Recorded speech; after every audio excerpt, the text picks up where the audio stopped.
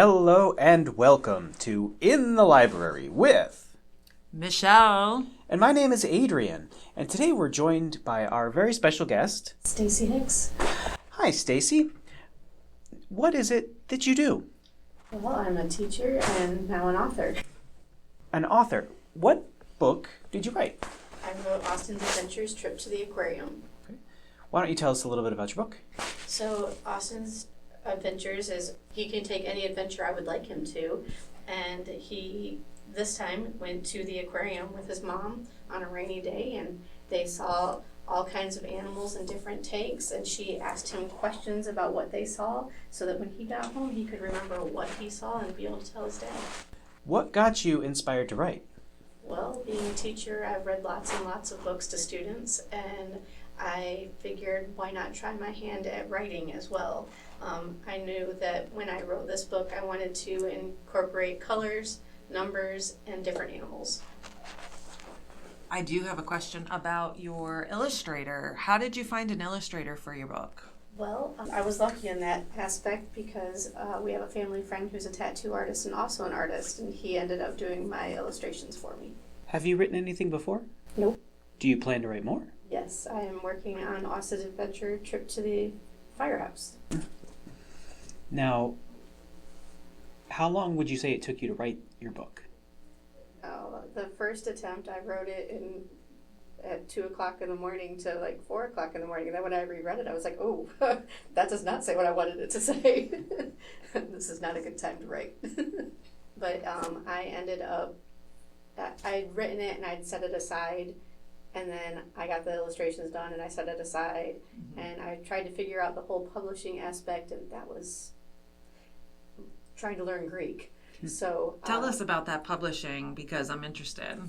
Well, I bought the children's publishing book and illustrator's book guide to how to publish, and it was like reading Greek. I had no idea what they wanted. You were supposed to write a query letter to different publishing houses, right? And I heard crickets. So for a while I set it down, and then I had a friend who introduced me to, I went to the Board Teachers Comedy Tour, and if you have heard of them, Devin Seabaum had his book, A Teacher in the Wild, and I read his book, and I bought it, and when I went to it, I had him sign it. I'm like, I've got questions. He's like, what do you mean you have questions? I'm like, how'd you get this done? He goes, you see the name on my book, Izzy B? I'm like, yes. He goes, I'm going to give you his email address. You're going to call him and email him, and he's going to help you get yours done too. Oh, that's excellent. I went through that process of calling and going on emails and lots of them and trying to figure out what all I wanted for it to look like, and he helped put it together and get it out on Amazon.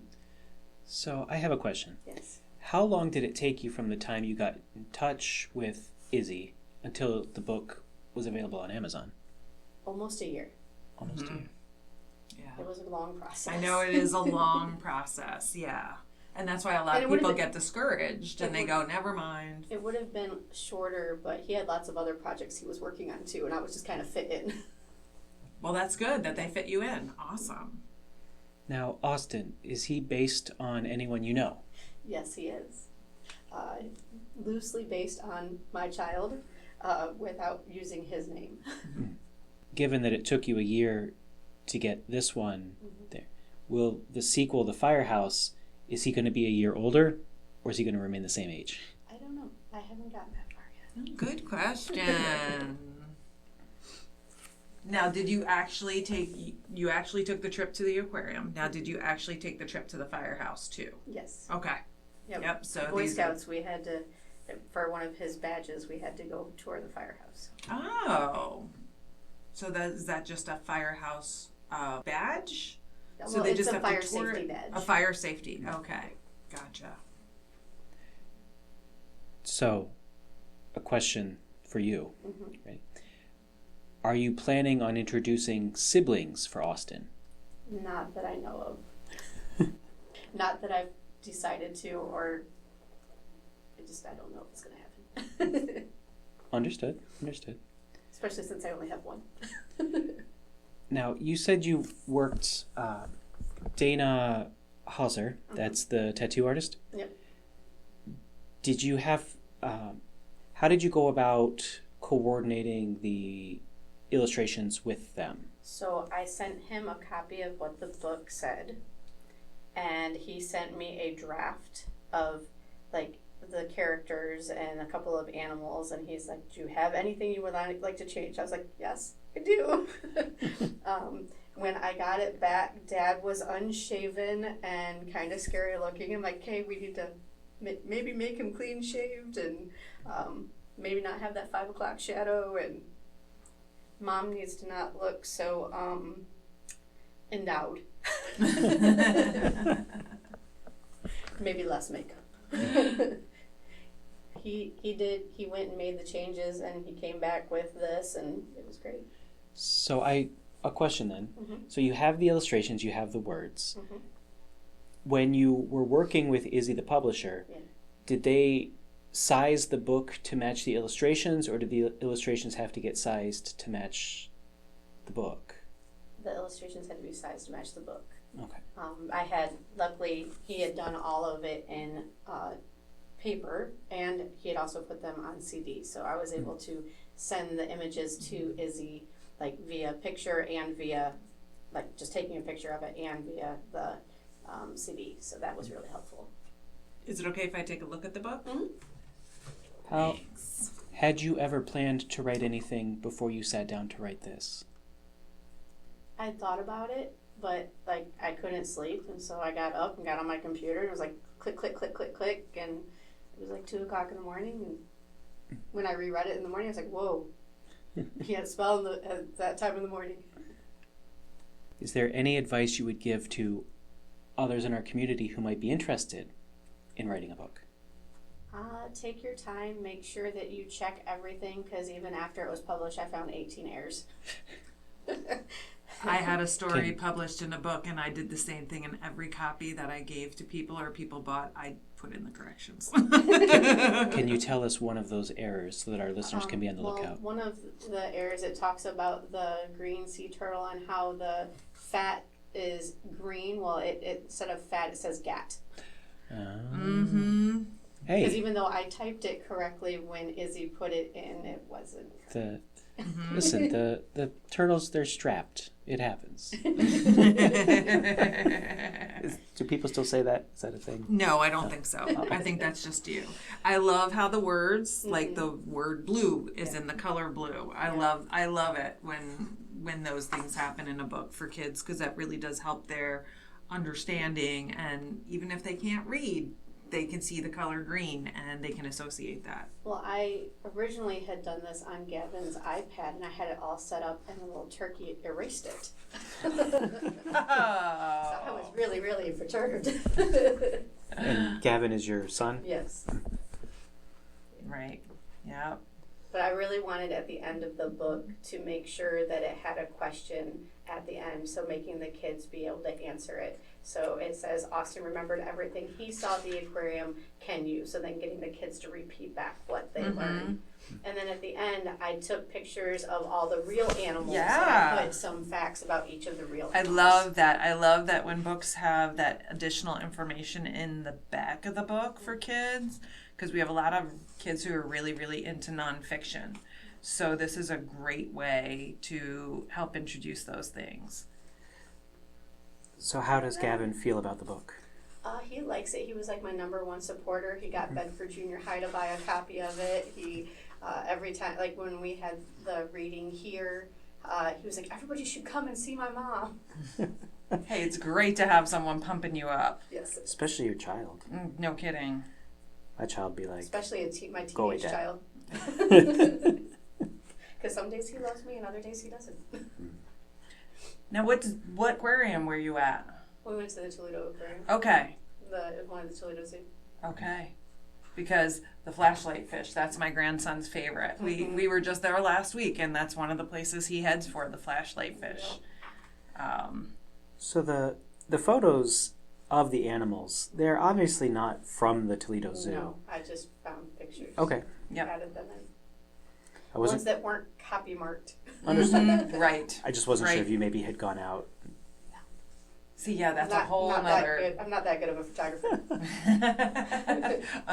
Undersea photo taking of manatees. I am a scuba diver. So Oh, And I'm okay. going to go scuba diving, and my hope is to see a sea turtle.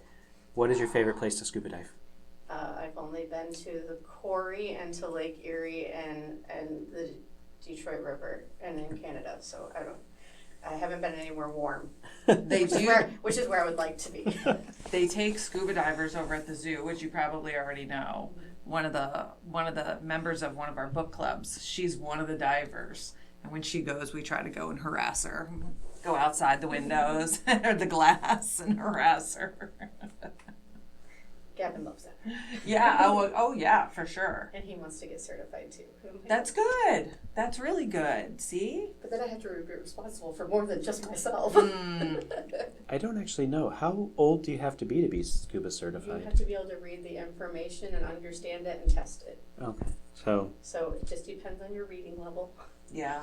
And Yeah. like the water stuff is easy. It's the reading and understanding all the scariness that can happen from scuba diving that is the hard part. And in theory, the water stuff is easy. I found out on my honeymoon many moons ago that I couldn't do it. No? Nope, I have a deviated septum, and you go down a little bit and you feel like your head's going to explode.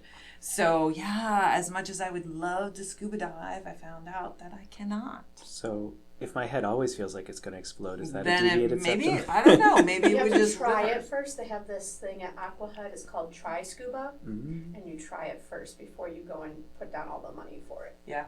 See, that's Yeah. backwards. You got to put the money down. That way you're invested. But if you're like me and you can't do it, and even though you would want to, You're still invested. My dad asked me if I wanted to try it, and Gavin and my dad and I tried it, and it was before they had kid tanks. Mm-hmm. So he went in and it turned sideways, and he kind of just laid on the side of the floor because he couldn't get back up until somebody came and helped him back up because he didn't weigh enough at the time. Right. I mean, okay, so hear me out on this.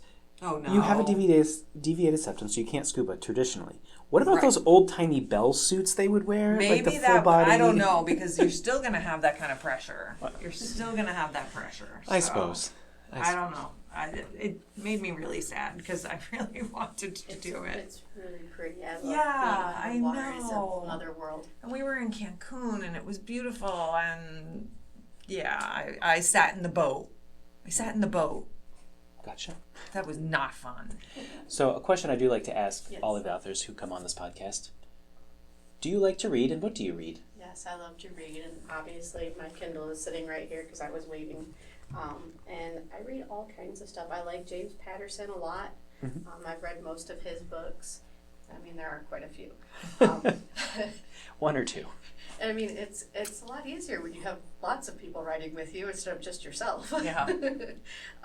But I like to read Christian authors. I like to read romance. I like to read suspense. I like to read mysteries. So I got into reading really when I was in 6th grade. I had a hard time learning to read, and I had an English teacher who set me on the path of, she introduced me to these Lurleen McDaniel books, and my mom called them my death and dying books, but they were about diabetes, they were about cancer, they were about those hard topics, divorce, and she would turn them into stories, and I would sit there and I'd be reading it and I'd have silent tears running down my face. Those are the good and ones. my mom's like, why do you read it if it makes you cry? I'm like, she's doing her job, she's making me feel. That's right. I truly believe that. But I've read every single one of her books as well. So Now with James Patterson, have you ever read his young adult books? I've started to, yes. Yeah, I do like some of his young adult. I used to read a lot of the Alex Cross series for Yep. years. Have you read any of the Ollie Cross No, ones? I have not. I just got one, so I'm going to read that one next. Yeah, so it's constantly going in and out of here at the library, all of his books. So As someone who knows who Alex Cross is, who's Ollie His Cross? son. His son. His Yeah. youngest son. So it has continued. Gotcha. I don't know. Is that, we can do the same thing with Jack Ryan becomes Jackie Ryan. Sure. Just keep it going. But yeah, I love books and I love to read. trying to instill the love of reading to somebody else, it's not working very well. Well, sometimes they find it on their own. My daughter, now, I tried to get her to read forever, and she'd let me read to her up until about 6th grade, which is pretty remarkable. He still lets me read to him. He just doesn't want to do it himself. Right. And she did not read for the longest time, and now she reads all the fairy romance. That's what she reads now. All that. I know. And she's reading constantly, and I'm like, oh, you'll read that, but you won't read a lot of the books I suggested. My mom's like, I'm going to take your Kindle away, go clean your house. The only thing my son reads is One Piece. That's it. What's that? It's a graphic novel about pirates. Is it just one book? It's not a series? It's like got like a million books. But it's a series, so that's good. That's all he'll read. Well, I have more ideas of what I'm doing and think places that I can go with him, and even the grocery store where my child hates. But I don't like it very much either. Me either. I hate the grocery store, but it's a game, and you have to make it fun. So yeah. So you. Just turning back to the books, you mentioned that the next one you're working on is the fire station. Mm-hmm. Have you already started on that one? Mm-hmm. Is it going faster than your first one? No. No, because I keep putting it down because I'm a teacher, and you have to grade and lesson plan and help somebody with homework and be a mom and run into all of his activities. So right. I just wasn't sure if the second one would come quicker and easier than the first one, but not the case. And what is one of the best lessons you learned from publishing the first one that you might help apply to the second one? be patient because they take their good sweet time. Make sure it says exactly what you want it to say. Make sure you read over everything, and if they send you copies, make sure that it says what you think it's supposed to say. Because you can read, you have it in your head, you know what it's going to say, but if you don't look at each page and read what is on that page, then it may not say what you think it says. Your brain actually thinks it does, and then when you look at it, yes, absolutely. So proofreading is key. Yes, for sure. In the first book, he has kind of shaggy orange hair. Are you planning to change his hairstyle for the second one? I don't know. You don't know.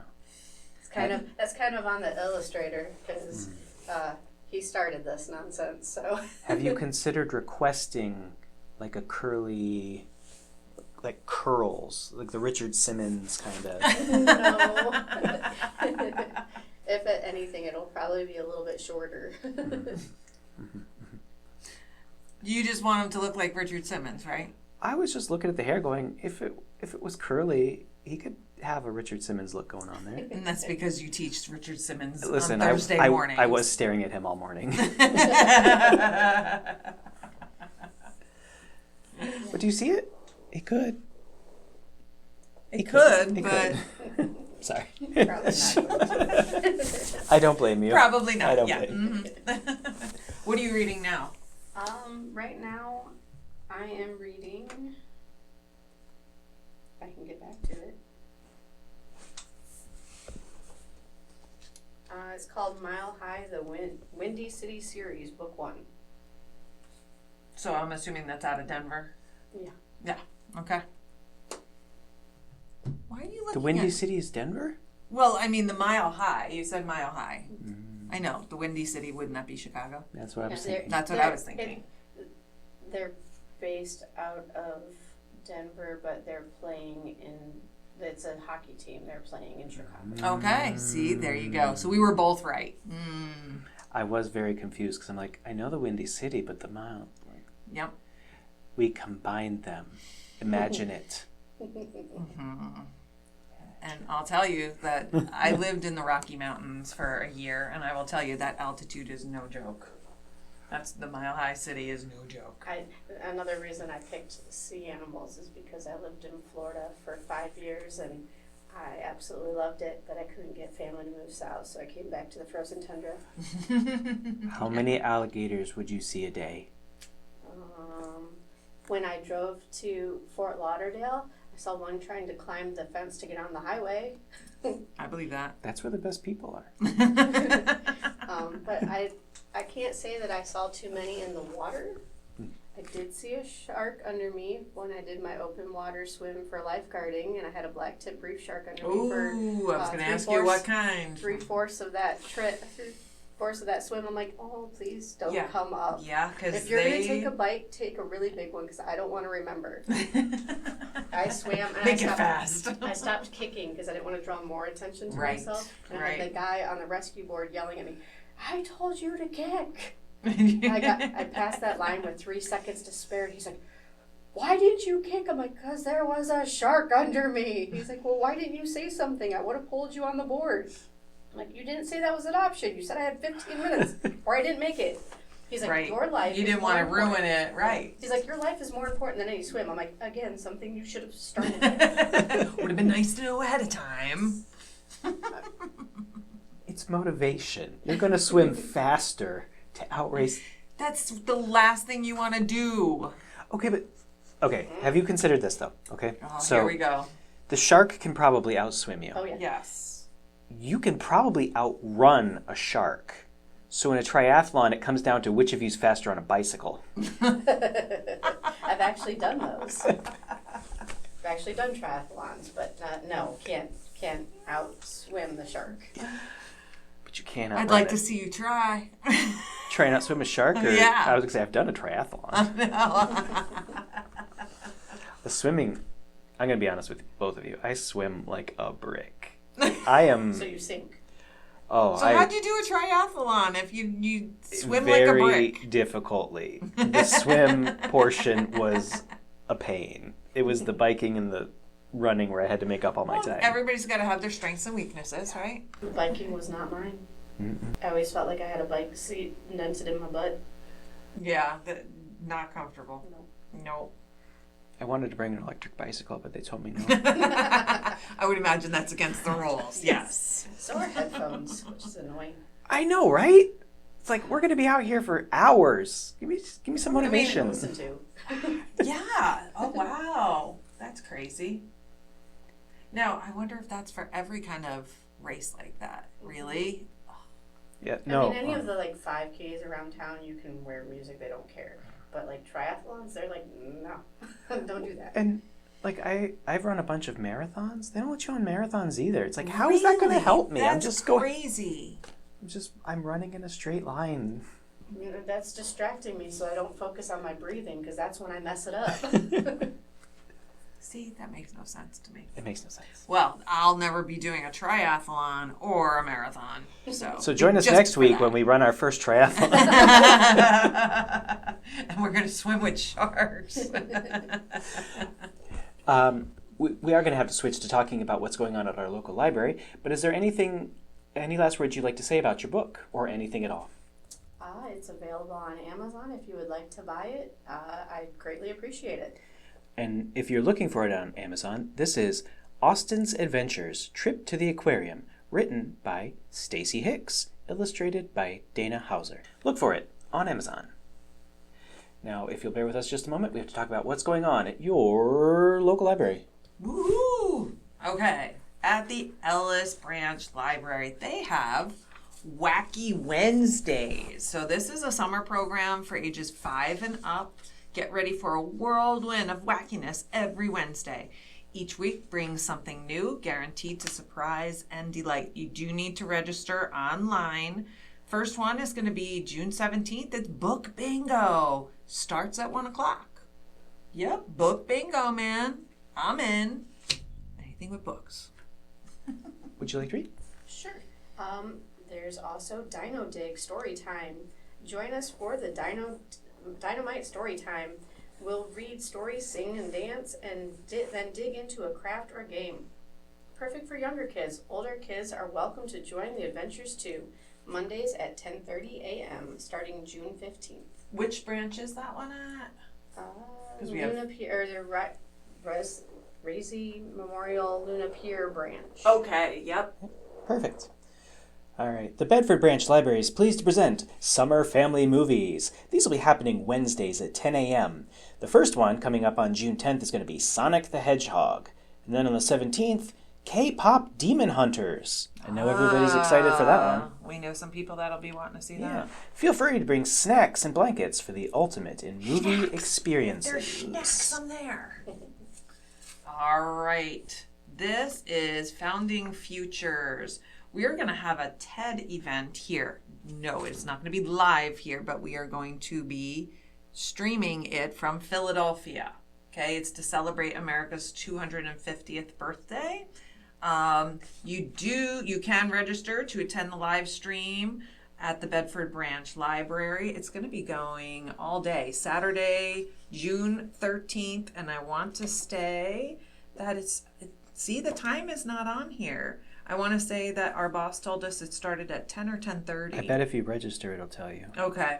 Yeah. So that's supposed to be a very, very good one. I'm interested in seeing that to pop in for it. Okay, real quick here. We've got the Bedford Branch Library presenting Local Author Event. What a clever title. It's an event for local authors called Local Author Event. How about that? I know. This will be Saturday, June 20th, 2026 from 10 a.m. to 11:30 a.m. Join us to celebrate local authors Aaron Loge, Emily Miller, C.L. Olson, Michelle Shurish, C.C. Yuri, Daisha Wallace, and Deb Wheelnow. How'd I do? That was pretty good. I don't know. Maybe you did good. Each author will showcase their books and discuss how they became an author. This will be going on again Saturday, June 20th from 10 a.m. to 11:30 a.m. Be sure to register online. Awesome. All right. We have the Ziegelman Holocaust series coming to us Thursday, June 25th from 6 to 7. This is at the Bedford Branch Library. So it's going to be talking about this. The one on Thursday is the Holocaust is one of the darkest times in human history, and many wonder how it could have happened. Using artifacts and victim survivor perspectives, we will discuss the escalation of hate from biased attitudes and bias motivated violence during the Holocaust. And also, we're also going to be having another session on Sunday, July 12th from 2 to 3 that will be talking about spreading hate, propaganda, and the Holocaust. So that's what's going to be going on at the Bedford Branch. And the last thing from me, the Monroe County Library System is pleased to present our summer reading program, Unearth a Story. This will be running from June 15th, which happens to be my birthday. Happy birthday, me. June 15th through August 1st of 2026. There'll be a number of events going on at all of our various branches, so be sure to pick up a flyer and see what's going on near you. And I think you can get a lot more information if you go online to our calendar. Online? Yeah, how about Online. that? And this is very exciting. This is our 3rd year of the Summer Music Series. And next week is our first event, June 10th. From 4, you're going to notice that it starts earlier, 4 to 7:30. We have Riptide, which is a local garage band, starting at 4. We have our main performer is Jeremy McClellan. He's at 5:30. And then we're going to have our food truck, the Big Jarowski. So bring a chair, bring a blanket, bring yourselves, hang out, have some food, listen to some great music, and hang out with some cool people. That's going to be it from us. If you happen to be watching on YouTube, be sure to like and subscribe and hit the ring bell for notifications. Leave us a comment down below if you have any questions for Michelle regarding gardening coming up. I know I left one regarding hibiscus, because that's... Rosa Sharon. Yeah, that's awful. Oh, we'll talk about that next week. Yep. And then, if you happen to be listening on Spotify, be sure to like the episode and like the page as a whole, because it helps us with the algorithm. And again, that's going to be it from us. This has been In the Library with... Michelle. And I'm Adrian, and our very special guest... Stacie Hicks.